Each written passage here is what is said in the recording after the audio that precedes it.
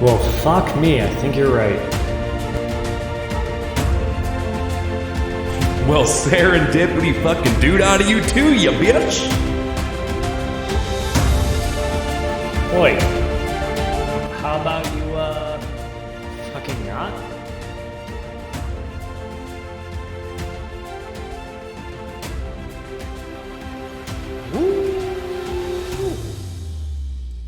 What's up, motherfucker?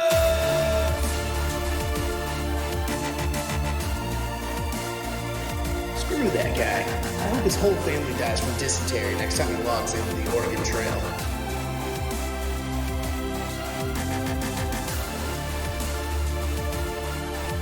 You fucking what?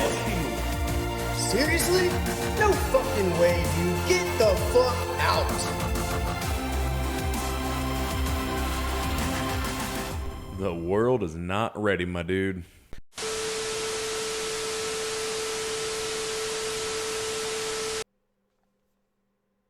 Hi, I'm Splicehaven, co-host of the Buttery Fresh.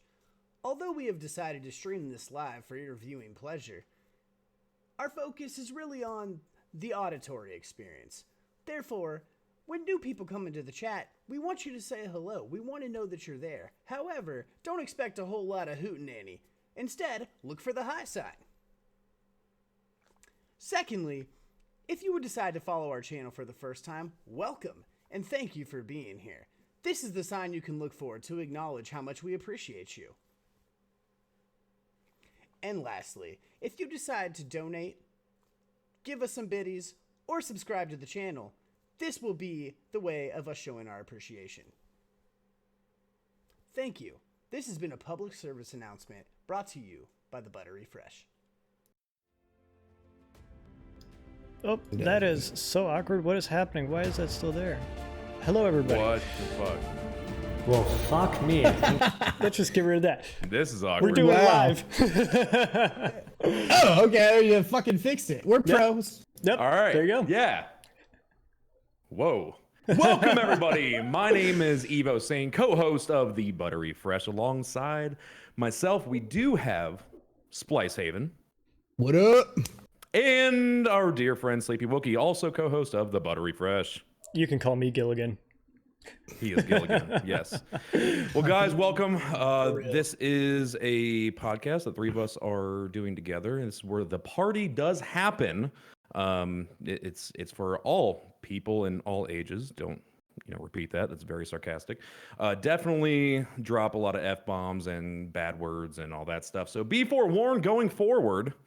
It is for your child's babysitter. You could share it with a coworker, your doctor, your nurse, whatever have you. So feel free, welcome, and let's have a good time. So Yes, good times. good times, good times, good times. All right. We Well, do how have the fuck you a guys live doing? digital audience as well, for those listening here on twitch.tv. So Slash the Buttery Fresh. slash the That Buttery is Fresh. right. That is right. We How's, record live every Tuesday night, 7:30 Eastern. If you would like to join in, you can chat with us live, join in the conversation, get a little knowledge, say hi, see our ugly faces, and allow us to wave at you. Waving. How was your guys' week since the last time? We totally haven't spoken since then. How was your guys' week? Totally haven't spoken. No, not at all. It was a good time. It was a good time, I suppose. Very chill. Still looking for a job, but hey, what are you gonna do? Good. Jeff? Splice? Yeah, I mean, it was good. I worked. I went down to some good old South Georgia over the weekend to this little town called Americus. And Is that when like I'm Americana or? No, it's like don't fucking go there because it's like a Why is shithole that? little town. Oh, It's just a so it's like shithole little town. BFE, like. Yeah, it's one of those. It's square one of miles those like blink and you'll miss it type thing. There was Yikes. a car dealership literally called Finicum Auto Sales. Finicum Auto Sales. Yes, Finicum Auto I'm Sales. finna come in your mouth. Yeah, that's exactly. We like joke by that. Meatsaber, baby. Oh my god, it was ridiculous. I was like, wait, did they didn't think that through? There's no way that's this guy's last Yeah. name. It has to be a joke. Yeah. But so anyway, we went down there for a guided wild pig hunt. And it was about 29. It got down to about 29 degrees. You know, you got to hunt them at night. So people were using like night vision, thermal scopes, like all that stuff. And yeah, no, we didn't see anything. A bunch of deer, but deer aren't in season. So, you know, didn't get to shoot anything, but had a good time, learned a lot. It was a lot of fun, met some cool people. How long were you like out, like in the field at one time? We were actually like camped out, you know, like hiked up, chilling down, laying back. From like 6 o'clock in the evening until about 3 o'clock in the morning. So a good like 9 hours. Did you just like stay in a hotel or? We did. We stayed in a hotel. We got back to the Okay, hotel gotcha. around like 4-ish. Oh wow. Okay. Yeah. Oh, because like after like packing everything up and then Right. going, okay, gotcha. Mm-hmm. Cool, man. That's pretty neat. I didn't really do much. Yeah, We got our new still couch in. Still looking for a job, like I said before. I'm repeating myself now. And honestly, that's it. Yeah. Hey, Very you know uneventful. what? Very Dude, uneventful. new couches are fucking cool though. New couches, man. I mean, by God. You know, you're getting old when you get excited about a new couch. Strike true, my friend, strike true. Oh, well, Good. who would like to start with Glad this to hear lovely you guys topic this had- evening? Glad you guys had a good last week. I'll go into detail on mine a little bit as well. I had to call the yes, IRS yes. today. If that gives you guys any idea of how my last few days have been. So that's about as far into detail as I'm gonna go. But fuck you, IRS. Oh, well, I just request one minor detail. Well, Yeah. it's probably the biggest detail possible. How long were you on hold? Okay, so you know what? The question of questions, my friend. No. How long were you on hold? My phone call lasted 17 minutes after getting all the information I needed, including being on hold.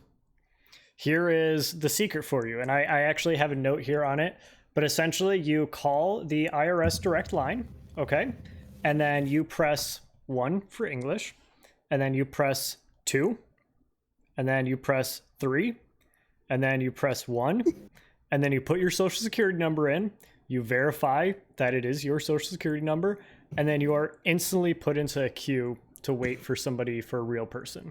And so you don't have to I'm sorry. And then after confirming your social security number, you let it go through every single option and like let the computer just get tired on the other side of the phone. And then it'll put you into a queue. And seriously, I mean, it took me like, after going through those menu options, it took me like maybe 4 minutes to get connected to a real person. That's actually not as bad as I recall it happening Yeah. to me or anybody else I've met on the internet. Generally, Thank you, Reddit/r/personal finance, top post. It's actually a really good sub. I'm actually subbed to that one. Yeah, no, it's great. Yeah, It's they got great. Good stuff. It's great. Cool. All right, so you guys wanna do some news articles really quick, just kind of start off banging here, and then we can hop into the actual topic. Yeah, let's do Yes. that. Let's do that. All right, Splice, I'm gonna go ahead and have to ask you to go over the one that you linked us because that's a goodie. Just give us like a 30-second TLDR of the person who got their cell phone confiscated or whatever. Yeah, so this is good shit right here. So hold on, I'm gonna actually just make sure I don't actually get this wrong. I'd hate to like read off this article and I give you all the wrong fucking facts. But Hashtag fake news. right. A 36-year-old woman in Ohio got arrested for calling the police because her parents turned her cell phone service off. Now, before we even discuss how ridiculous this is, I have a lot of fucking problems with this. Number one, you're 36 years old. Okay? Why are your parents paying for your cell phone? Number two, she is a licensed real estate agent. So, like, you would hope that there would be some sort of a level of intelligence and professionalism that goes on with that. However, there was not.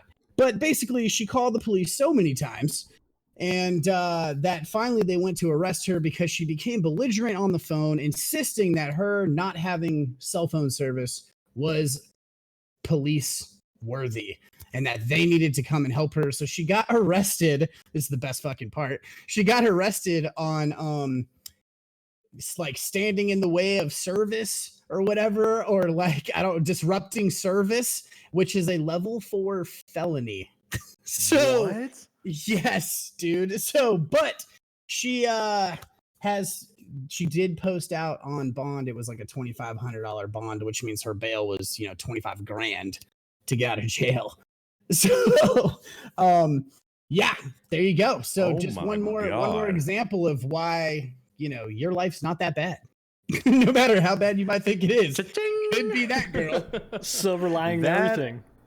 That is pretty fucking cringe, my dude. That is that's just like, it's one of those things. Like, how do you, I'm trying to, because I can't put myself into the mindset of the person that would call the police that many times over something like that, but I'm trying to put myself into the mindset of the officer that had to respond to that call. Dude, if I was the officer, I would just be laughing at her the entire time. The entire time. I mean, I don't. You what? You wait, what? Wait, why am I here? What? Okay. No, it's absolutely. Call me an asshole. Call me an asshole. Please give me a legitimate reason to arrest you. Oh my goodness. Evo, did you see anything interesting over the last week that kind of stuck out to you? Did you get a new haircut or? No, not little old me. Not little old me, but were you scrolling through your Facebook or something like that and get some totally legitimate news? Your fucking Facebook? What are we, like 50? No, we don't use Facebook. Whatever, baby. Well, I'm honestly so confused right now. News articles. Did you see any good news articles that would be interesting to discuss? I did not. All right, I'll give mine before I have Splice. All I see on Facebook is a bunch of political bullshit that is all bullshit anyway. So, and then I just close the app. That's it. So I'll go over mine and I'll let it kind of piggyback into Splice starting off the main topic of the night. But Amazon has officially opened one of its like first Amazon Go grocery stores, which is completely like POS free or point of sale free. You have no real employees as cashiers. Everything is just like stockers and people that keep the place aesthetically pleasing. For scale, I mean, it's not huge. It's only like a 10,500 square foot store, which is, relatively small in retrospect to like your Mariano's or your Kroger or Safeway or whatever. But essentially you go in and there's little tags on the individual things like goods. So, whether you buy a cucumber or you buy a box of mac and cheese or whatever, essentially you pick all your stuff up. You don't even have to scan it with your phone or anything like that for Amazon, but you just like pick it up. It reads your location based off your Amazon account. And then you just go in, do your shopping. It builds your Amazon Prime account. And then you walk out and you're done. You never have to interact with a human being. You never have to do anything. It sounds like bliss. Right? A little bit. That sounds like bliss. A little bit. But here's the flip side of it. I watched a YouTube video on this, I don't know, like when they released the concept, I think in Toronto, 6-8 months ago. I wonder how they're going to combat people stealing shit. Or alternately, maybe just have like a security guard like on site or something. Well, so kind of like Best Buy, like they've got like that front counter when you go into a Best Buy with like the guy watching all the cameras, hacker manning it. Yeah. So these security breach. So these guys, they went out and they went to the store and like there were a couple of like edgy YouTubers and a couple of guys. So they thought it'd be funny if they just like bought a bunch of tampons and walked out of the store with them essentially. And so there's two things that I could see kind of going crazy with this. One is Amazon's like super generous return policy where like you 9 times out of 10 don't have to ship whatever good back to Amazon. You just like return it and then they'll just say, okay, well, it's not worth the shipping label. Just keep it, or how they'll deal with like somebody wanting to go in and return something at the store. Like how do you do that and how do you quantify it? Because if there's no employees or anything like that, what are you going to do? You're just going to be like, oh yeah, I didn't want this box of mac and cheese. Let me just like walk it back to the store and put it on the shelf. This 99-cent blue box of Kraft mac and cheese is just too much. I have to go return it real quick. Yeah. So one of our live listeners is saying you have to use your Amazon account to get into the building. I guess I was incorrect. It doesn't base it off of location, but off of a QR code they use to scan in. So I misread that. But either way, I mean, still, there's no real level of accountability to it. You're more just like, how would the QR code know that? Yeah, or if like I stealing. Yeah, or if I took somebody's phone, if I had like, you know, like if you guys had one of your wife's phones, or I had my girlfriend's phone, and you know it's linked to a different account, and say we stole it and not took it from somebody who, you know, is all our finances are tied together, so it doesn't really matter. And the first place they go is fucking grocery shopping. Amazon Fresh Market. Yeah. So I don't know. I'm just curious how they're going to combat that. But I think it's interesting. Like, it's a very, very dystopian future that it feels like we're headed towards with that. I'm okay with it. I'm cool with it too. On that note, a few months ago, my credit card was actually stolen, right? And I had to go ahead and submit all the things to, I think it was like Citi or something like that. That was the card that I had that was stolen. And they were like, oh, okay, well, what'd they steal? And I was going through, I mean, dude, it was like $900 worth of shit in like a day and a half. Dude, these motherfuckers went to Firehouse Subs and ordered $300 worth of catered sandwiches. I it must have been catered. I don't know. I'm guessing. It's the only thing I can think of. Like, you know, this fucking hook and ladder is so good. I need $300 of hook and ladders and engineers right now. All the sauce, extra mayo, all of them. You know, I always think It it's was funny fucking crazy, dude. When I walk into a place and I order a substantial amount of food, and they'll look at you because I'm just thinking of this, like this could have happened to this person at Firehouse. But you all order food for like the whole office at work, and they'll be like, "Oh, is that gonna be for here to go?"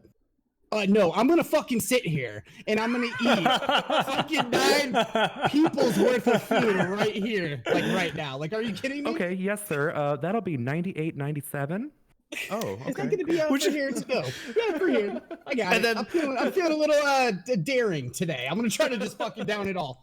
And then let me get a Diet Coke with that. Are you saying you guys don't have a food challenge here, or? Right. Oh my god! Wow. But that is pretty cool, though. Back on topic with the whole, you know, QR code, whatever. I am 100% down with that. The older I've gotten, the more. I don't know if introverted is the right word, but the less I want to deal with people in a face-to-face reality, I'd rather just back it up. You mean you don't want to go to the grocery checkout and have like some 17-year-old stoner, like, you know, mislabeling your produce and everything like that? I mean, that sounds like a great way to spend my Sunday morning. Dude, I mean, it's all you, Gilligan. You want paper or plastic, man? Hard no.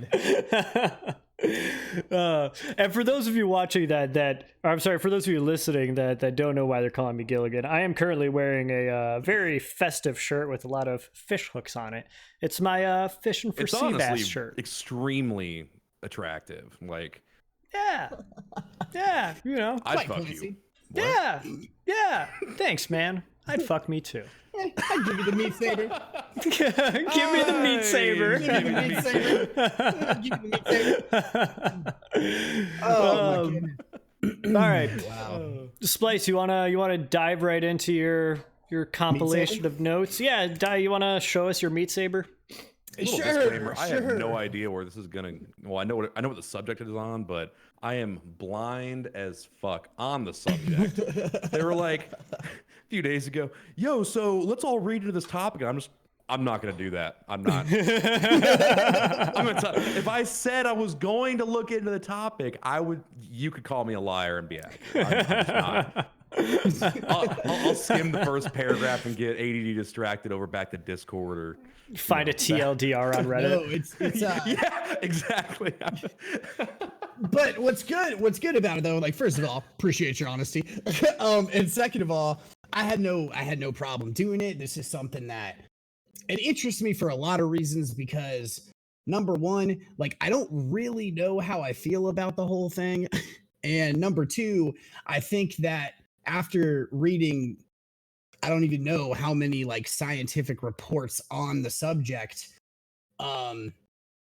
Like I think it's absolutely inevitable. It doesn't really matter like how we feel about it at this point. It's just like how are you going to deal with it? But for those of you that are wondering what we're talking about, all the meat jokes, Meatsaber, we're talking about the lab created meats, and how it basically is affecting the world and the future and everything.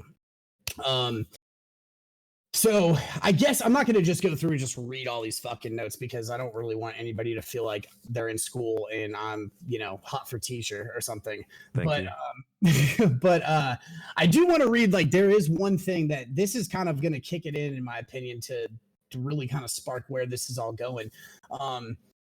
The current industrialized animal agriculture system is going to be replaced with a food as software model where foods are engineered by scientists at a molecular level and they're uploaded to databases that can be accessed by food designers anywhere in the world. So this will result, supposedly, in a far more distributed, localized, stable, and resilient food production system. So basically, that's where they're going with this. Like we've all heard about, at the very least, you've heard about like Impossible Whopper or whatever, that Burger King I has. have seen that being a thing. I saw Denny's, actually. My wife and I on Sunday morning, because usually we go to IHOP for like our Sunday morning breakfast, brunch, whatever, and they have ones called the Beyond Burger, and it was the exact same sort of thing. And I'm it is. This has got to be a trend going on here. Beyond, and I'm afraid to have it. I want to have it, but I don't want to have it. But I'm conflicted. It did. So for a while, the sales were pretty good with Burger King, and I think it was just a curiosity thing. And I think a lot of people kind of thought that it was like better for them, but in all actuality, the nutrition facts when you compare them side by side are really not that much different. It's not about a healthier alternative to meat. It's about a more stable way to produce meat, because the meat consumption worldwide has grown so much that they realistically can't sustain it without causing major damage to the environment. And the cost to produce cows, the amount of water it takes to produce cows, et cetera, et cetera, et cetera. It just goes on and on and on. But we'll get into that in a little bit. But what's interesting about this whole thing to me, this whole food as software, is like they're saying basically by like 2035, the demand for traditional beef from a cow is going to drop by 90%, because the advancements in this lab grown meat is going to be so far advanced from what it is now that there's not really going to be any reason for them to spend all of the resources herding cattle specifically for slaughtering.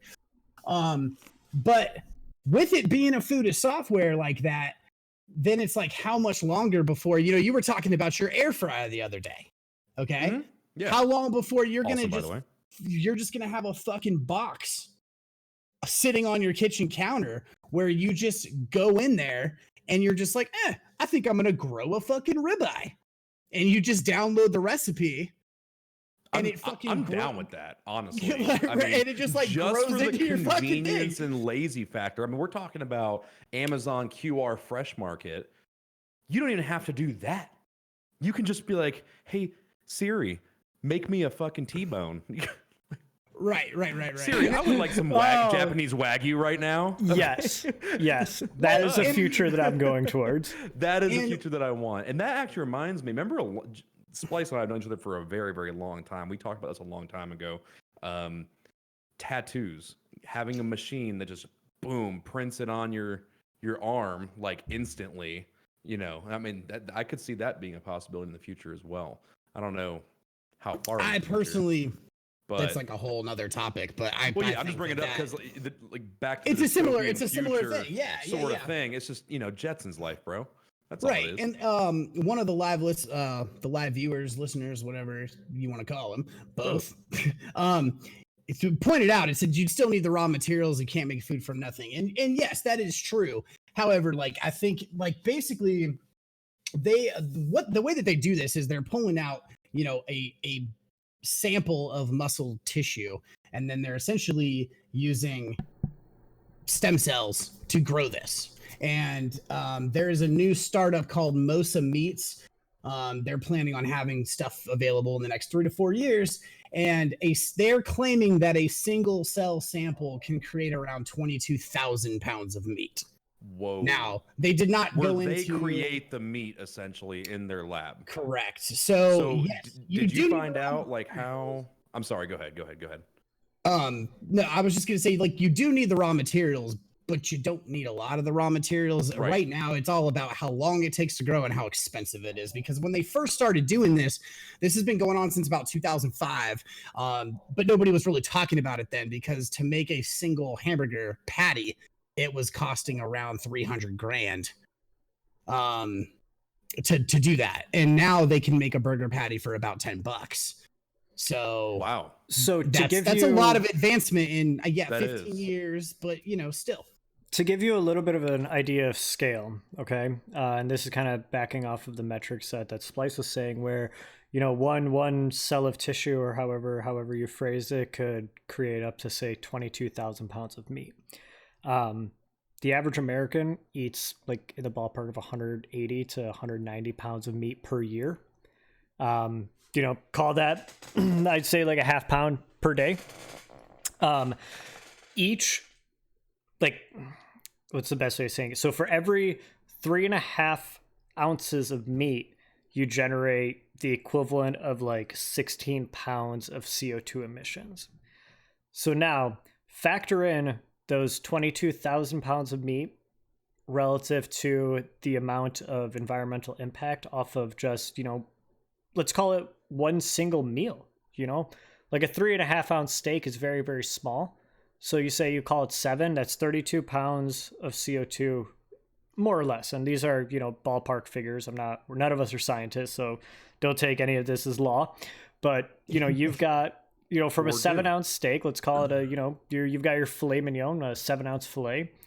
That's 32 pounds of CO2 or carbon dioxide equivalent, essentially. It's called CO2e. Just the environmental impact from being able to essentially 3D print meat in your home. I mean, that is astronomical.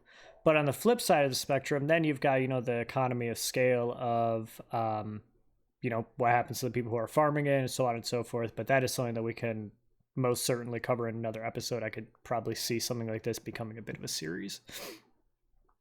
And they're, just to kind of like play on that, they are estimating that U.S. greenhouse gas emissions from cattle will drop by 60% by the year 2030, on course to nearly 80% by the year 2035.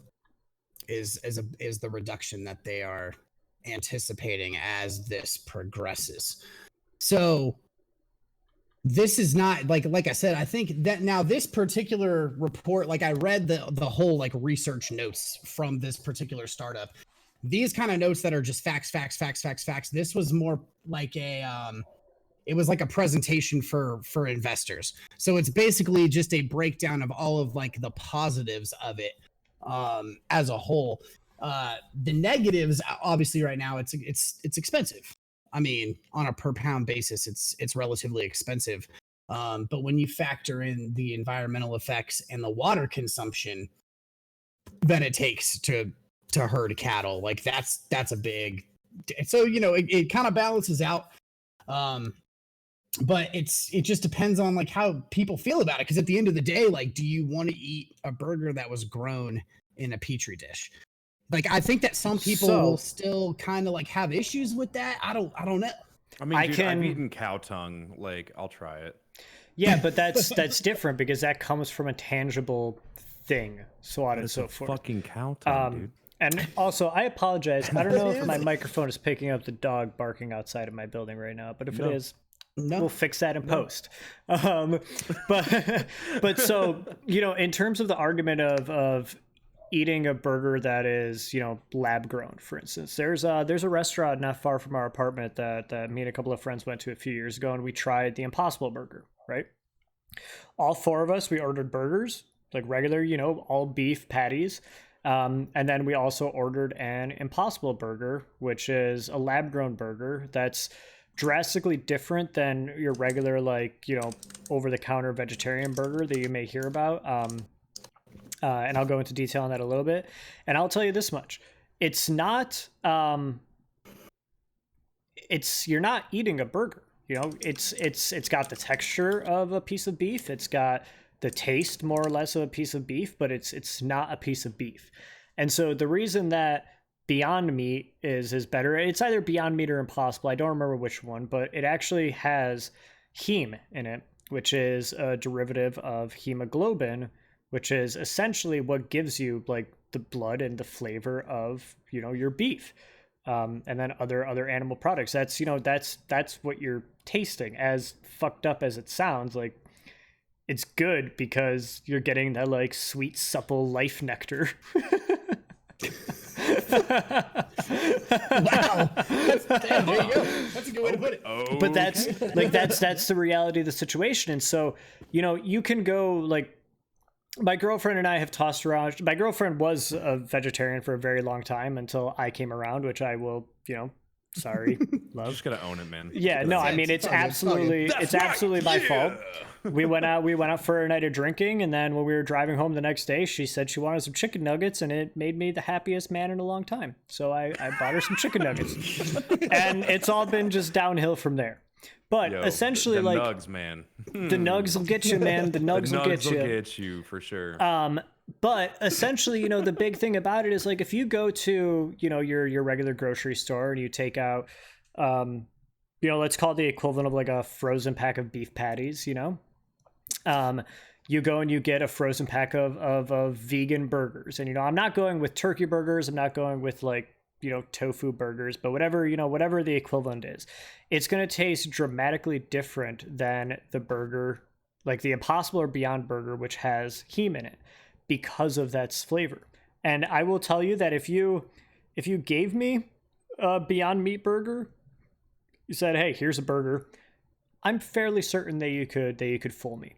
But in an apples to apples test, you can absolutely tell the difference between them. But it's not a bad thing. No, I'll tell you what. I'm going to assign myself some homework. Tomorrow, I'm going to go get one of those burgers, and I will tweet what I think about it. Yeah. On my personal page, along with the Buttery Fresh official page. That's some really hard homework. Like, oh yeah, teacher sent me home and told me I got to eat a burger.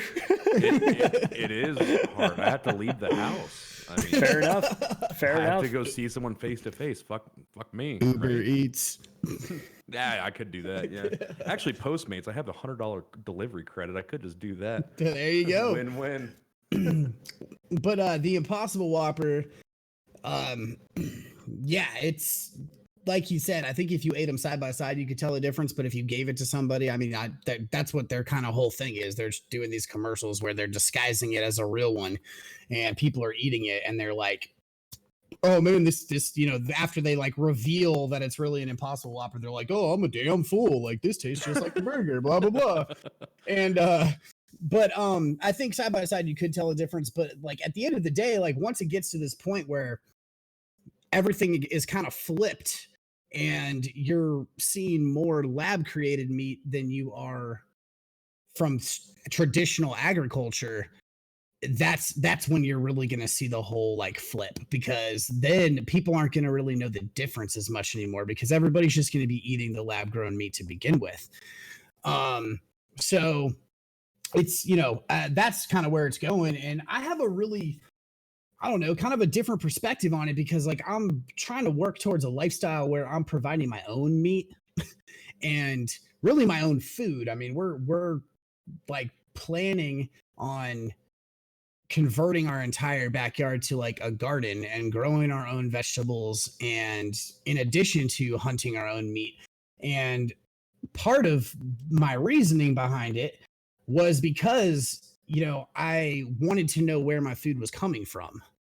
You go to the grocery store, like when's the last time you went to the grocery store and you bought a steak or a chicken breast or whatever, and you were like, okay, this came from such and such farm in this state, and this cow was slaughtered on this day, so this steak is this old. I mean, like, nobody does that. You just take it home, you throw it on the fucking Weber, and you chat out. Yeah. But like that was part of it. So because I feel like as a society, like we've all kind of lost like our connection to like our food.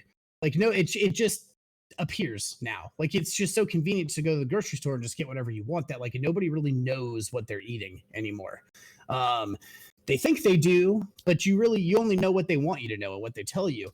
And that was kind of like one of my things. And I feel like with this type of a program that they're doing, I agree with the whole aspect of it's not sustainable right now. Like our population is growing too quickly to sustain it with the amount of meat people want to eat and traditional agriculture. It's not sustainable, and I understand that part of it. However, like there's got to be some I'm sorry, sort let me cut you off here for a food second. chain effect. Let's not Yes. go with traditional farming, because the issue is not traditional farming methods. The issue is the factory farming, and I think we need to be very, very Well, clear yeah, in that's true. discerning That's true. those two. So sorry, not to like steal your thunder, but carry on. No, dude, absolutely. I mean, no. obviously, it'll like as technology grows and stuff, especially catered to that sort of industry, it'll become cheaper over time, just like everything right. else. Yes. So, I mean, maybe in a 10-year time, we'll definitely, even hell, a 5-year time. I mean, you have two major national chains of restaurants that are implementing this sort of new niche sort of meat. So maybe it'll, pick up a little bit. Yeah, I think I'm looking forward to it personally. I mean, I'm as carnivorous as they come, but I mean, change, and so who knows? Like, I mean, even if they still had your traditional, sort of meat inventory being moved, just not as much for those who didn't want to convert, and then you have the new one. I mean, even if you split it to a 50-50 ratio, it would still be helpful for, all parties involved. Yeah, and I understand that. I guess mine is more of like I don't know if you'd call it a moral dilemma. I think that I'm literally my thing is, we as a species have survived since the beginning of time by eating other animals. That's kind of where this is for me. Yeah. I don't know. Maybe I'm just like a weirdo and I'm just like, oh well, I'm Yeah. fuck change. But I mean, Yeah. it's like I feel like at some point you have to look at like this is eventually going to like fuck with the overall food chain.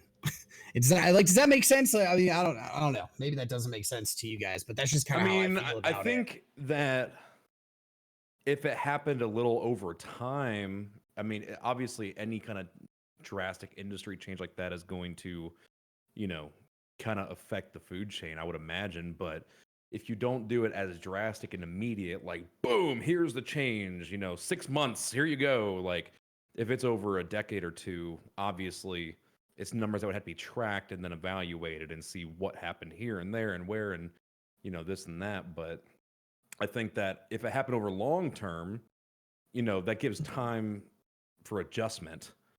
And so it wouldn't be as, if there's going to be any negative effects involved, it wouldn't happen, nearly as bad as if it was immediate, obviously. Things need to adapt. Yeah. I mean, Go ahead.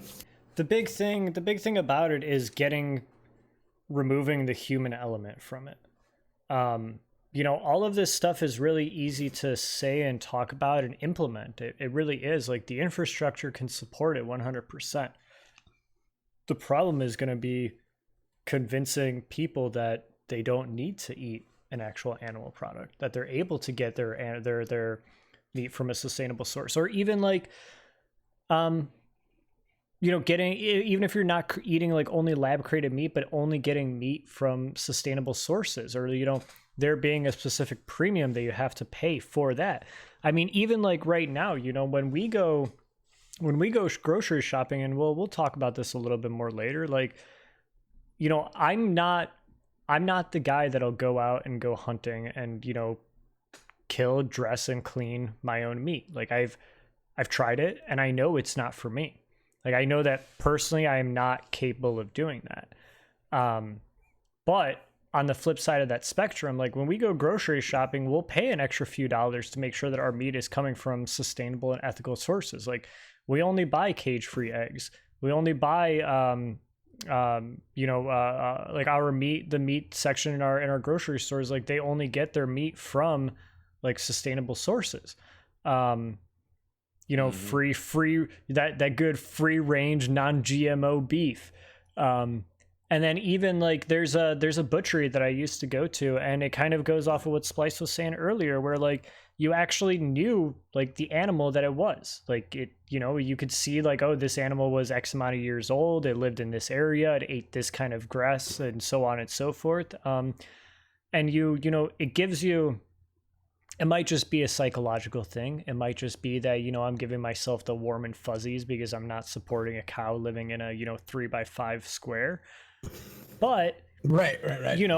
There's still some sort of tangible value to that. So now if you think about it, like say, and I'm giving a completely arbitrary number here, but it's probably not very far off. Like say a pound of beef, good quality beef, like let's call it a ribeye, will cost you like $17 at the grocery store here, right? Like $17 a pound, let's call it. So say now you can get a quote unquote 3D printed ribeye for $9.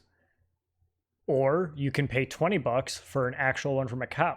At that point, then it's a matter of economies of scale and making sure that people are incentivized to buy something that's sustainable and has a close enough taste to what it is that they're trying to eat, and then having the other parts be an option. But that would sell me. That alone, I mean, if it was going to be that big of a difference like that, that's pretty stout. Because I mean, if you take those numbers as fact, okay, which like the $17 is, I mean, that's pretty close depending on the weight, obviously. But if you take the $17 and you go buy, or you go make a ribeye for $9, I mean, think about just ground beef in general. You go buy a pound of Kirkland Signature organic grass-fed beef, right, from Costco. It's very good, by the way. Not sponsored, by the way. What is it like? Shit, I don't remember what it is. Let's say it's $8. Okay, if that same ratio were to apply to just that alone, I mean, you're talking a couple dollars for that same size package. If not a little bit more. I mean, it's just a no-brainer, savings-wise, which everyone likes to save money. Everyone wants to spend money on their cigarettes and alcohol and sex tapes and, OnlyFans subscriptions. King Impossible burgers, when they want to splurge on their fake meat sabers. And yeah. I think what it comes down to is that, eventually they're going to have to produce the perfect cellular steak. Absolutely. You know what I mean? Because like, yes, I think some people will say, I'll just get the one for $9. But if they do not create a product that is going to be on par with the real thing, then I'll just pay the same $17 that I've been paying. You know what I mean?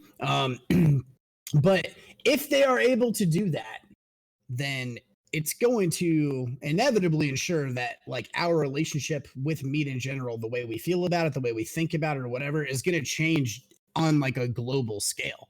Everybody's going to think differently about real meat because like the fake meat is exactly the same as far as the flavor profile, the texture, whatever, and it's sustainable. But like you said before, it's going to be getting people to like jump on board to being willing to eat it. And so far, it's been good, at least like for Burger King. And I mean, that's just the best comparison I have because it's the most popular. It's the most popular one out there, and a major corporation is implementing it. Yeah, and the sales started dropping on that one because of the cost difference between the two. And then when they like lowered it down and they put it as part of that 2 for $6 deal or whatever, you could get a regular Whopper or an Impossible. Then they started saying that the sales of each one were very close, actually. And I don't know if that's because people think it's healthier or if it's a curiosity thing or if people have a moral like, hey, this is a more sustainable product So I'm going to choose to eat that one over the other one. You know, I haven't seen any, you know, I don't think they've done any kind of market research into why people are choosing that one as frequently as the other one. But so my question for you is, and you're an avid meat eater, like you and your family, you guys eat a shitload of meat. How close does it have to get for you to consider it a viable option, a viable alternative? Does it have to be like 100% of the way there and then some, or does it have to be exactly on par, or can you be like 3/4 of the way there?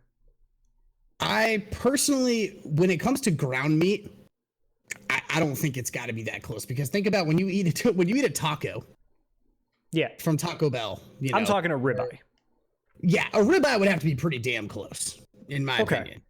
Okay. Because that's personally my favorite cut of steak, and I typically buy them whole if I do buy them, and slice them up, freeze them, whatever. Like, we pretty much always have ribeyes in my house because that's just what everybody's favorite is, and they go on sale. You're one to, you know, really find sweet flipping deals too.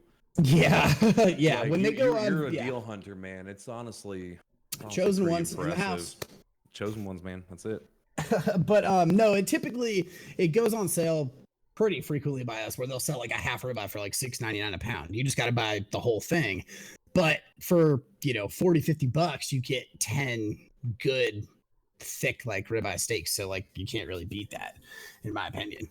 So but yeah, it'd have to be pretty damn close for me to want to switch over, and somebody would basically have to tell me you are no longer allowed to go out and try to harvest your own meat on your own for me to stop doing that completely and switch over to nothing but lab created meats.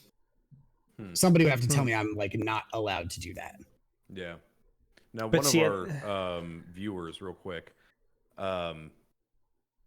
they actually made some themselves and made some of the tacos, and it was almost could not tell the difference on their tacos, whether it was the Beyond Beef or not. However, stomach rumbles like crazy hours to the day after. So that could have been a fluke. It could have not been. I'm curious to see how often that was, if this viewer did that more than just that one time, or if that's like a dude every fucking time that I have Beyond Beef, So like I have bubble guts going on. You know what I mean? It is okay. So they did say it is every time. Okay, so maybe it's more going to be like an adjustment period sort of thing, like for humanity as a whole, for those that are affected. Maybe it doesn't happen to everybody. I don't know. So for me, for instance, I've had that burger from the same place quite a few times. And the Impossible Burger quite a few times. I've actually gone there and ordered the Impossible Burger, or, you know, Beyond Burger, or whatever it is, over like the normal burger that I would get there. I'd say I've had it probably between 3 to 5 times now, at 5 at the very most. And I mean, I don't think I ever had like serious issues afterwards in any way. And I've got a pretty sensitive stomach. You know, so like that could just be a subjective thing. It could just be me. It could be the way that it was prepared. You know, there's way too many factors in the equation. And then the other thing is, you know, our viewer who's, you know, kind of giving their feedback here, it could have been a completely different branding of that same product. You know, it could have been, you know, let's call it, you know, Beyond Meat versus Impossible Burger. You know, I don't even know if those are, what's that? Bed Bath and Beyond Meat. Yeah. Bed Bath and Beyond Meatsabers. And so, you know, at that point, like, it's kind of a loaded answer to say that, you know, everybody's body is going to react differently to everything. You know, like, absolutely. Yeah, I can eat a can of beans and feel great. And some people are affected, some aren't. Right. You know, in the after the fact, not whether it's hot or not. But right. And so it's tough. It's one of those things that's really tough to quantify, and, you know, like, everybody's going to react differently, but at the same time, like, okay, here's a totally off the wall and potential solution to this problem. You guys know those crazy ticks that when they bite you, you're now allergic to red meat. You know what I'm talking about? What? Have you That's a never heard of thing? this? Oh shit! That's okay. a thing. Hold on. Yeah, dude, so shit on there's- my tits. I need to know because I am gonna get some vaccines and band-aids and bubble suit going So- on. I'm gonna eradicate I'm the not- shit out of them things. Here's my I'm like. gonna wrap myself up, not just my penis. Here's my like 2-second elevator pitch on this because I don't know really anything outside of like some sensationalized like Twitter feed that I saw about this. But essentially it's like a disease that this like subset of, I believe, a deer tick carries, that when it bites you or whatever it may be, it will like, I believe you become allergic to hemoglobin, I think, or like some other sort Like of amino. forever? Yeah. Well, I Like mean, forever? I don't know if it's been around for long enough for that to be forever answer, but I mean, from everything that I've read, you're basically fucked. I can Like, just already you can't see it, eat. dude. Like top searches of 2020 or 2021. WebMD. Red meat makes me throw up and want to die. You've been bitten by a tick. What? You're going to die. Oh fuck! No. Last week we had coronavirus and Lyme. This week we've got Meatsaber deficiencies. This is a couple man, of that's years crazy. ago that I read about it. I had no idea about that. Seriously, that's fucking crazy. No, that would definitely suck. That I don't know. That I don't know. Fuck I couldn't do it. chemtrails. Pump that shit into the air. We have somebody in our chat here saying that a flight was grounded because a guy ate some red meat and had an allergic reaction to it on a long distance flight that was caused by this tick. Which, like, I guess, Evo, you're a homebody, you're an indoor kind of guy. I don't know if you're into camping or wilderness or anything like that. Splice, No. you try and get out there as much as you can. And for me, like, it's a really big part of who I am. I unfortunately don't have the same time or resources to do it because I live in a big city now. And for me to go camping is like a whole fucking thing. But, for like Splice and I mean, if it was possible to have that in our area, like if it was in Illinois and if it was in Atlanta, and there's a possibility that we go out on a 4-day backpacking trip, we could get bit by one of these and then you're fucked. And how do you Forever. right? And so if I remember correctly, it doesn't impact you eating white meat. I believe it's only red meat. So like you can still eat chicken and I guess technically pork and fish. I don't know about pork because it's like it's not really a white meat, but it's also not really a red meat. But it's all, I mean, it's a little bit of a love child of both. I know it's called the other white meat, but yeah, keep on nodding. But I got that from you. But I don't know. I wonder what the effects on your body are, and God knows I'm not going to Google it. Speaking of bodies, I noticed that your Gilligan shirt, you have the top button unbuttoned. I can't stop staring at that. So is it okay if I partake with my button up? Can I undo my top one? I was giggling at you a little bit earlier because I saw you fiddling with it, and I thought you actually had just it's been in the back undone a of my button. mind the entire time. Let it out. Yeah, All right, I'm letting it out. Sometimes you just gotta let your shit breathe. Oh. All right, all of our awesome listeners, I have let it out. Wink. Yeah.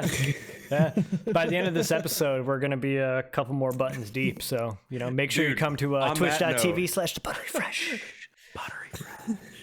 I knew a guy, dude, that at parties, like the drunker and drunker that he got, the less buttons were unbuttoned, and so.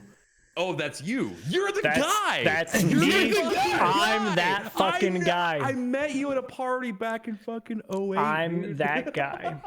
Yep, I am And by the end 100% of guilty it, of that. He would just have the one button on the bottom, like buttoned, and See- he would just, hey man, so anyway, it's getting hot in here. I got to unbutton the button. See, but I'm a classy bitch. I keep it tucked in, just completely unbuttoned. That's really the only way. Yeah, right. You know, I mean, I've got standards. If you wanted to be dangerous, you could just unbutton the junker you got from the bottom to the top and leave the top one undone. You know, slip a like a white cholo shirt under there. Yeah, and then just don't go downtown. All right, you'll be just fine. Unless you have a teardrop tattoo, because then you'll be fine. 'Cause everybody will know how serious you really are. Just get a Sharpie. Yeah. Just get a Sharpie and just draw it on there. Yeah. But let's loop it back around to the topic that we were on. The one thing that I think really stuck out to me that Splice was in the document that you shared with me was the crazy projections that these guys had in their pitch deck. And like you said, this was mainly from like an investor standpoint, but to just give you an idea of like what these guys projections were. Let's call it by 2030. There's an estimation that using these like home printing methods or lab created methods, the beef and dairy industry and their suppliers, their annual revenue is, let's call it, around $400 billion. It could decline by 50% by 2030, and then by 90% by 2035. Which is and that follows suit. Really substantial. Yeah, and that follows suit with all other livestock and commercial fisheries and everything like that along the same trajectory, which, like, for me, that is an astronomical amount of money that is being shifted around. Well, and just let me interject real quick, because you're talking about this as a pitch to investors. Some like big name and people have bought into this, I mean, Bill Gates has invested into startups. That's the one that sticks to the top of my head. But like, when people saw these projections, like the dudes that had a lot of money were very willing to throw it out there, because they are convinced that this is absolutely the future. Yeah. And then the crazy part about it too is, so now you have the downscaling of factory farming, and let's say that if we drop down like 30%, so that 40%, so that 60 to 70% of, meat that's readily available in stores right now is from factory farming. The amount of environmental impact that alone would have would be absolutely staggering. I mean, if you really think about it, like, factory farming is, and I could be wrong here, and I'm sure somebody on Twitch chat will let me know, but factory farming is like the biggest contributor to greenhouse gases, and it's arguably the biggest impact on our environment as a whole. You downscale that a little bit, and maybe you can have another Coca-Cola commercial with a polar bear in 30 years. There you go. And it's not CGI. Yeah. Well, and just think about, I mean, it's like major exporters of animal products, US, Brazil, European Union, they're all losing geopolitical leverage over countries that are currently dependent upon imports of these products, because now they don't have to depend on that anymore.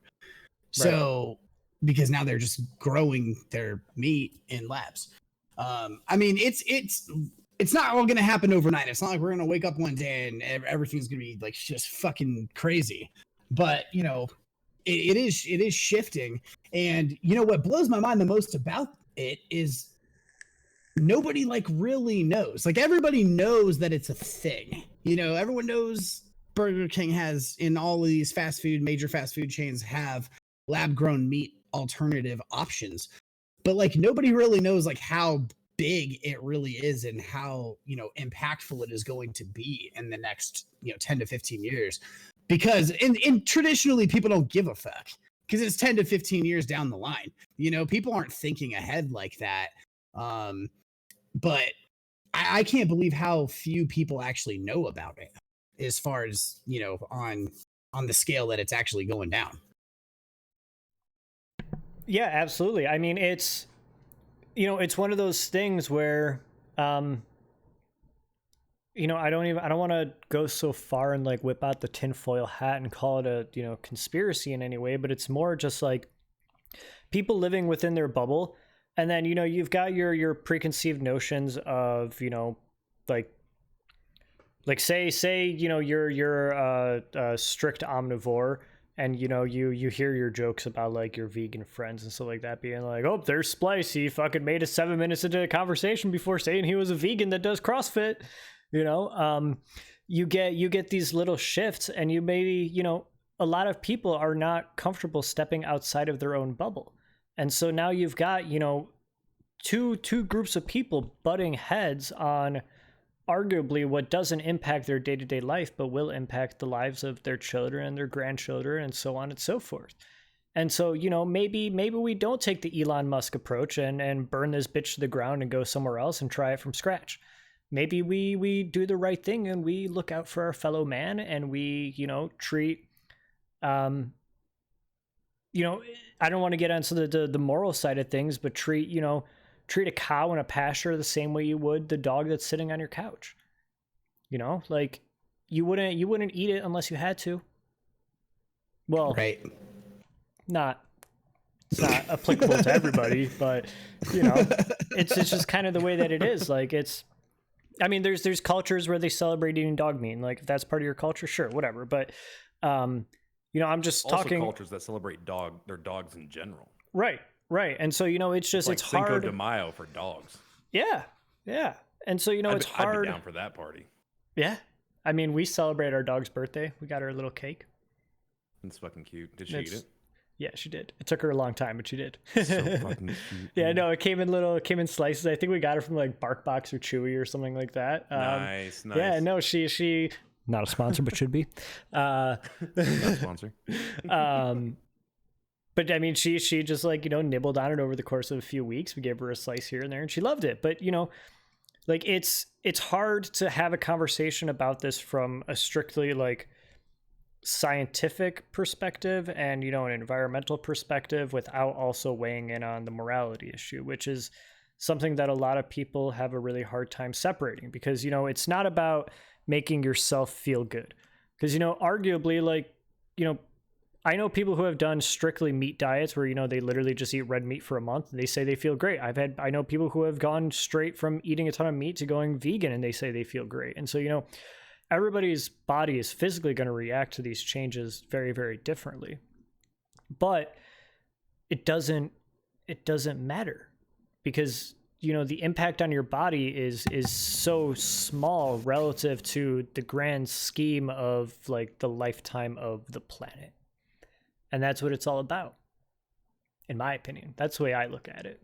Maybe I'm a tree hugging hippie, but you're definitely no. Well, yeah, calls them like I sees them. Well, no, nobody preaches about, oh, but it's for the planet, it's for the planet, it's for the planet, until the planet's about to be fucked up, and then everyone's gonna care. So I get it. I totally get it. I don't know. It's hard to think about it in big picture. And, like for even like the three of us, Splice, you're going to think about this from a completely different perspective than Evo and I will, because you have kids. And like the decisions that you make today will impact not only the rest of their lives, but the lives of their children. And, maybe not in a massive capacity, but it will in one way or another, And so absolutely. That's the way I look at it is, there's more that we could be doing within our home to make things better. And the one thing that I would like to touch on even is, this thing called Meatless Mondays, where it's essentially like you just don't eat meat one day of the week. Like that's it. I don't think that is a, completely unreasonable thing to ask, or a completely unreasonable thing to strive for. And bear with me here, I'm pulling up my notes on it, but the impact on that alone is astronomical. Just going off the numbers that I said earlier, where a 3.5 ounce steak is equivalent to or 3.5 ounces of red meat is equivalent to like 16 pounds of carbon emissions. And so, You know, if everybody does that, or hell, if even like a third of the population does that, that is a huge impact. That's massive. Yeah, that's enormous. I mean, like it's something that like is hard to think about, because, you know, if you like think about the three of our lives and the way that we've grown up, you know, like Splice, I don't know how it was when you were younger, you know, when you were like, you know, you know, elementary and middle school and stuff like that, where if the impacts of global warming and stuff like that were really, you know, known and kind of described the same way that they are in school nowadays, or that, you know, the way that it's proposed in the media nowadays. But even that, like, the amount of information that everybody has and everybody knows, like, everybody knows that we're fucking up the planet. Everybody knows. If you think otherwise, you're yelling at a cloud and you're wrong, you know? But absolutely, to know and to be blissfully ignorant to it is just, it's kind of gross. Well, is it now? I mean, is it just like total ignorance, or is it also kind of one of those things where it's like, I know that it's happening, but like, what the fuck am I supposed to do about it? You know what I mean? Because I think a lot of people feel like they're just like this big. You know, they're a fucking speck, and like in all actuality, we are. Every one of us. That's like, I'm a what fucking it comes down to speck. for any sort of difference. Yeah, I'm a speck on the fucking planet. You know, like in comparison. And so I think that it's not just ignorance. I think that everybody's expecting the people that like have more pull and have more weight and are way fucking smarter than they are to like make the decisions and make the moves to try to better the planet, because like what, like I'm not going to do it. You know what I mean? Like, not because I don't want to, because I fucking can't.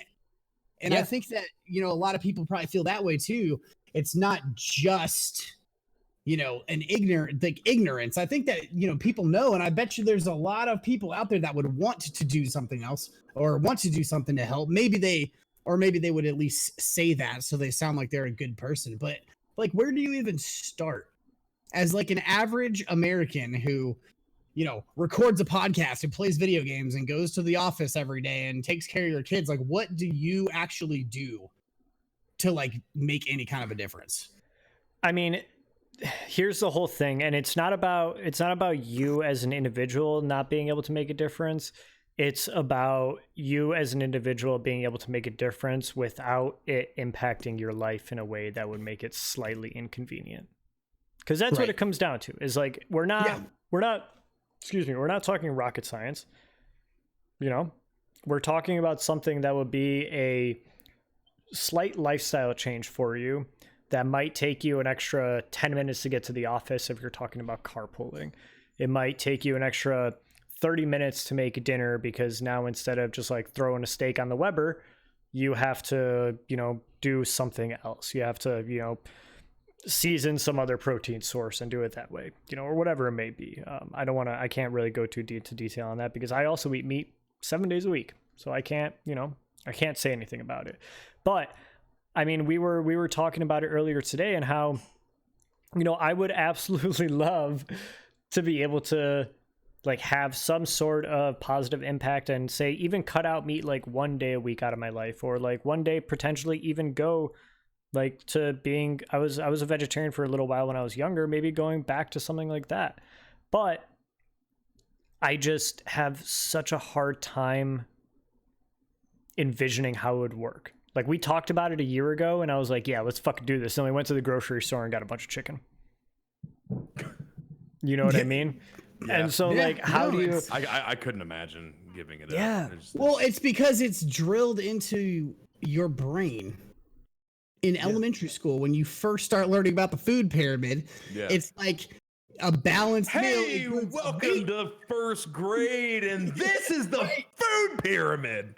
And it's a fucking meat and a vegetable and a grain and a dairy. And it's like, that's your fucking meal. Like, my wife, you know, recently got diagnosed with type 2 diabetes. Runs in her family. Like, it was kind of one of those things. We knew it was going to happen eventually, you know, whatever. Right. So, and they gave her a legit, like, meal plan list. And it's like it looks like something you would give to a first grader. It is a circle that represents a plate, and it's divided into sections. And it's like, put your protein here. Put your vegetable here. Put your, you know, whatever here. And then there's another circle off to the side, and it says dairy, and it's like yogurt or milk or whatever. And like, they're still preaching it. Like it doesn't go away, and and everybody has this idea in their head that like you have to eat meat with every meal, or you're not living your best, healthiest life. Of course. Well, but see, let's turn that around even more.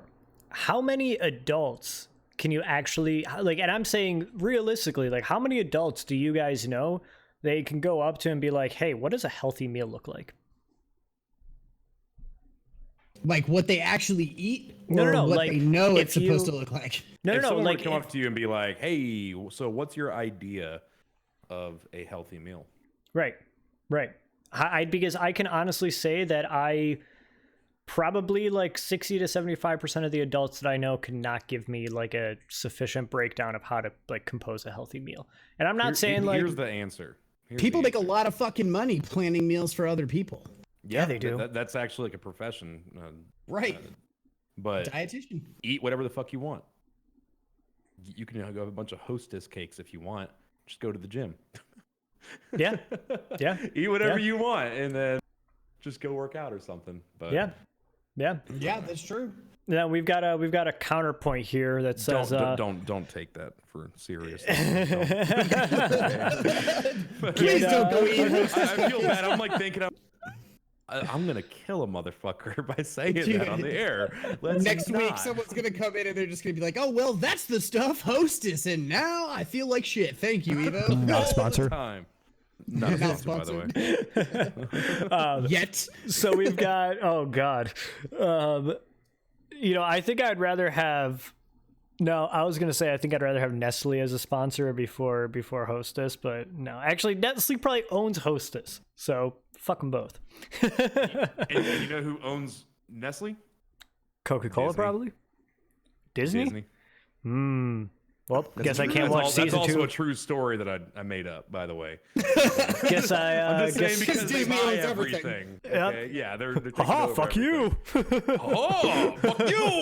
I It's guess either I'm Disney, Google, or Amazon. So Yeah, pretty much. God damn. Yep. I guess I'm not watching season 2 of Mandalorian then. Yep. I need to watch Why- season 1 why? still. Because I haven't fucking- even seen a clip of that show at all. I I haven't highly even seen a recommend it. trailer. I am so fucking blind to the Mandalorian, well, dude. in season 2, spoiler alert, Baby Yoda will be sipping Nestle Quick. Out of With a side of Hostess cakes. Oh,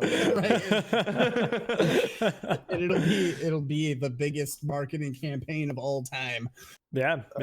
So to loop it around, because we've got about 15 minutes left, let's see if we can, kind of get our closing thoughts on this. Evo, you came in kind of swinging blind. What's your opinion on all of this information that you've been given? Keeping in mind that it's come from brief research from Splice and I, and may or may not be backed by reputable science. Just, that's your fair disclaimer for the day. Sounds good. Look, I'm going to remain neutral on this whole thing. Like, to me, I mean, I can see people throwing a fit over the entire situation. I can already see the Facebook, rants and raves and shit before I force close the app. But to me, it's something good that can be introduced. Should it replace the entire traditional market? No. I mean, I just don't see that as being feasible anywhere near to the relative future, but I think that, like you said, if a third of the known population, even in just America, were to go ahead and convert or even just dabble in this new market, it would have a drastic impact on everything. And if the costs and the savings are going to be there in the future, you can't go wrong except for maybe a little bit of taste difference. Oh no. Everyone soaks their shit in fucking butter and A1 sauce anyway. Like, unless you really have that seasoning down like Splice. Mail me some. He makes really good dry rubs. Facts. And lots of butter. Baby, I'ma butter your bread. but no, on a serious note though, I'm all about it, dude. If Elon Musk were to make some fucking machine to 3D print me some, you know, a filet mignon or strip or ribeye, T-bone, whatever. I mean, if it was for a reasonable price and it was going to affect my savings, that's the number one thing that I look for is fucking savings. I want to save money so I can buy more shit that I want. You know, like I mean, families going through hard times, if they were to go and, you know, invest in something like that, I mean, they could capitalize on it really, really quick for the personal finances. For me, I don't have any offspring, so I would just buy shit Thank and go God. places that I fucking want. Thank God, man. I would be. Shut up, Timmy! Get the fuck out of here! Go make your own fucking milk. Or better Daddy yet, needs some go smokes. make your own steak. Go make me a steak out of the 3D printing machine. Oh my God! Go make your own fucking milk. Fuck off! You know? Get me a Make milk. get daddy a cigarette. Daddy needs another pack of Reds. Yeah, go get me a bear. Where's my screwball whiskey? Not sponsored. Hashtag well trained. but really though, I mean, I don't against it. If anything, it is moving forward. I've already touched on the, you know, the cost effectiveness and the savings to be had. But if it were to go ahead and drop a bunch of, you know, emissions for, you know, transit and whatnot of like normal meat or any other kind of renewable or non-renewable resources around the world to go ahead and produce that meat, and that were to drop drastically, I mean, how is that a bad thing? You know, I now, and just a quick disclaimer, I am not, you know, Not a doctor. save the planet, or I am a doctor actually, of the cult of Eva or whatever. You can trust me. I'm a doctor. I play one on TV.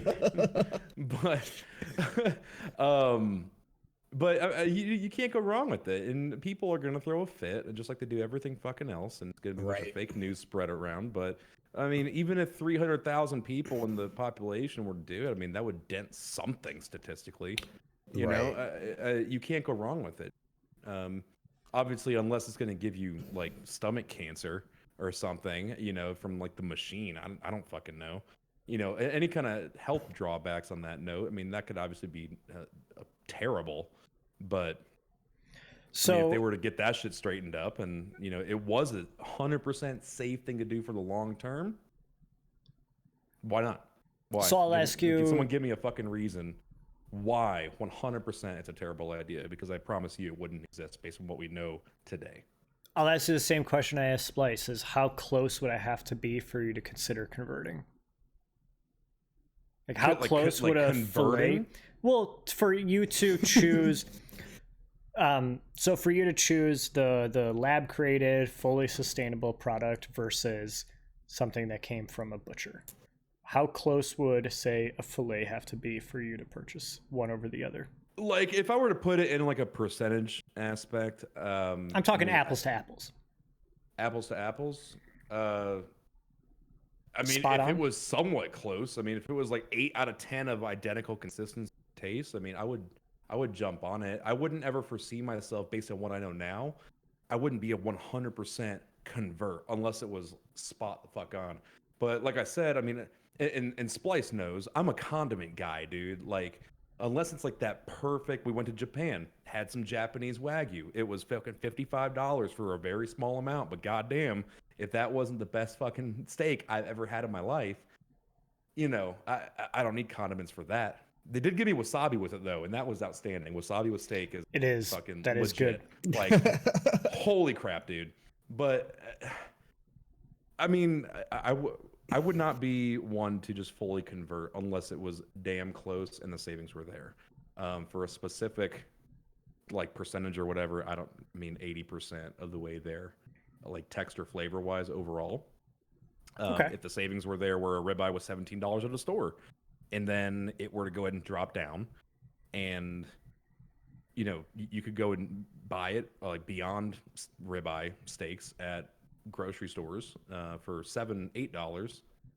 It'd be probably a no-brainer unless I really wanted to treat myself or whatever. But I mean, I'll scarf down a shitty piece of steak just because it's steak and it tastes good regardless, tough or not. I mean, I'm always Eating gonna a buy shoe. like, the better cut. I'm always gonna aim for that. But I mean, if it's on some insane deal, I'm gonna be like, yo, let's jump on that. But yeah, I mean, it would have to be relatively close. But once again, I'm all about the savings, dude. That's the big hitter for me is the savings. Fair enough. Fair enough. Yeah. And I'm not alone. Like there's a that would probably be the same boat as me. Like if you can drop your grocery bill down. I mean, just between me and my wife, weekly, whether we're on a diet or not, I mean, it's generally going to be between $90 to $120 for the two of us. If that 90 to 120 range would have dropped down to the 70-90 range or the 60-90 range rather, then fucking sign me up, dude. That's a full tank of gas saving right there. So a question that I want to pose for you as well, that this is a little bit off the wall, but after moving from the Atlanta area to the Los Angeles area, have you noticed that your cost of living, and not cost of living, but your cost of groceries has gone up? It's identical. Okay. Yeah, unless we get bags, they charge 10 cents for a plastic bag here. Right. Which I'm honestly all about because we own 4 cats, and so we use the bags to scoop the litter, and so I mean 10 cents to fill up a week and a half's worth of litter because they're big bags. Yeah. So I just chuck it in a little corner in the garage. Just, oh, that's fucking gross, Evo. Yeah, well, fuck you. I'm not gonna walk outside every day to scoop it up, and you can't smell it. It's in the corner of the garage. It's like half outside. Right. But cost of living wise, no, it's on damn close to where I was in Atlanta. It's not much different. Okay. Yeah. No, I was just curious. That was a little bit off the wall, but you had said what you were spending on groceries, and that's about what myself and my girlfriend we spend on groceries per week, and we live in Chicago, so like it's also a big city. So I was just curious what that's like.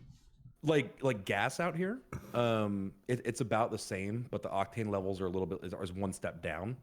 Like premium gas instead of 93, it's 91. So, but it's the same price as 93 out there. So I see. To an average, driver, it's not going to matter. If you have like a car that's tuned or whatever, obviously it's going to matter if it's tuned. But other than that, I mean, the gas is the same cost. Rent is obviously higher. It's not like this horrible, huge amount higher, but it is noticeable enough that it's definitely going to make a difference come when we actually pay rent. So I got you. That's going to be a game changer, I think. We're for a little bit smaller house, yet nicer house. It's about $600 difference a month. I got you. So that'll add up pretty quick. Yeah. No, I mean, I told you when we moved from where we were at before, then I mean, our cost of living, our rent doubled for, significantly less. Oh yeah, I believe it. But anyway, so Splice, you want to go with your closing marks, or you want me to go first? It's mine are actually pretty quick, so I'll just knock them out real fast and then let you get. I am all for it. I know that it's kind of sounded like this whole time that I've been against it because of various reasons. But I'm looking at it also from the aspect of all of the land that right now is being used for agriculture and to raise these animals to feed us. That could turn back into they could start that could just grow like the natural like forests and whatever. So like there's a lot of different impact on the land that for somebody like me who likes to spend time out in the woods, that's a positive for me as well. The only thing I guess it's just weird. It's like it's not like I'm not against it. I don't think it's a bad thing. But to me, we're estimated as the planet is, they're estimating our population to be about 10 billion people by the year 2050. What is it now about? I honestly don't know. I honestly don't know either, to be honest with you. I did all this research on the future and how this was going to affect the future, but I didn't really. But you don't know shit about the population. I know shit about what's happening. Where do you get off, dude? But I just kind of feel like this 7.53 billion currently. There you go. So and what was the future number? 10 billion. That's several billion. That's quite. Yeah, it's a lot. It's a lot more people. And what was the time frame again? I'm sorry. What was the time frame? That's by the year 2050. So you're talking 30 years. Okay. So, Okay. I Still, mean, that's but they'll have to whatever. figure something out pretty soon. People are born a every lot of day. People industries. die every day. Obviously, people are being born a lot faster than people are dying if you're going to grow like that. So, Because we all like fucking like jackrabbits, bro. yeah, that's right. Yeah, Meatsaber. buddy. I'm a buddy of bread too. But I feel like, if this is adopted on a mass scale, that lab grown meat it's kind of bringing us to a robotic almost end game for, this 2 million year long evolution of kind of the consumption for our species and how we consume food. But I'm not necessarily opposed to it. It's just something I kind of wanted to point out that, it's like it's evolved over time the way that we've, back in the day, everybody had to go out and get their own food. And then it was like, then we started, having farmers and ranchers that had now produce, they raise chickens and cows or whatever just for consumption. And that was kind of evolved over time. And now we're kind of coming to the end of that to where they're like saying, fuck it, we're not going to eat any real animals anymore. We're adopting this now. I don't know. It's a very surreal idea to me, but I don't necessarily disagree with it. To save the planet. Yeah. For the better of your kids and grandkids. Exactly. Yeah. No, I get that. I respect that. For me, I mean, I've been all in on this ever since the beginning. I think it's fantastic. I wish that I had better discipline, and so that I could, make the decisions that I would like to be making and actually put forth the effort to make the impact that I like to preach we should all be making. So, I'm speaking from a soapbox here and saying all these things, but I don't personally follow through with them. And I would like to make a conscious effort on it. And I will. I think this conversation is something that really kind of helps push me towards that.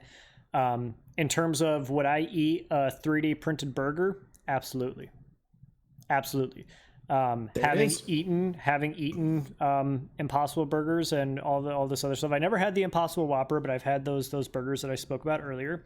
Having eaten those, I could happily 110% replace that with every other burger that I eat. And maybe like once in a while I would treat myself and go get, whatever, something, a regular, beef burger. But at the same time, like, when I went through a period of vegetarianism when I was younger, I vividly remember how sick it made me eating meat again. And not like psychologically sick, but physically sick. Like my body was not reacting to like eating meat again properly. Now it's fine. I ate a burger before we started this stream. It was delicious. I mean, any sort of drastic change you do like that with your diet is going to have some sort of effect. My wife and I last year, we did keto. You eliminate carbs down to, we did the 20 net carb limit. And after the 4-day mark, you do get the keto flu. It's a known thing. And it's just like a cold, but it happens like a lot to a lot of people. And it goes away after a few days, but that's usually one of the deterring things with keto, like, going into ketosis and everything is, oh, I'm sick. I don't feel good. Comfort food, and they just start pasta, num num num num pasta, bagels, fuck. Yeah. But it's the same thing. You put your body through a drastic change, and it's going to, have an adverse effect, even just temporarily. Yeah. Yep, absolutely. Cool. Any closing remarks, gentlemen?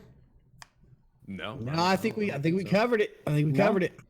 All right, awesome. Well, that was episode 2. For everybody that's listening, thank you very much. We always appreciate your guys' time. It means the absolute world to us that we're able to sit here and shoot the shit with a couple of good friends, and other people value our input enough to keep on coming back. So thank you all. And we'll see you. Stick around, we'll see you next week. By the way.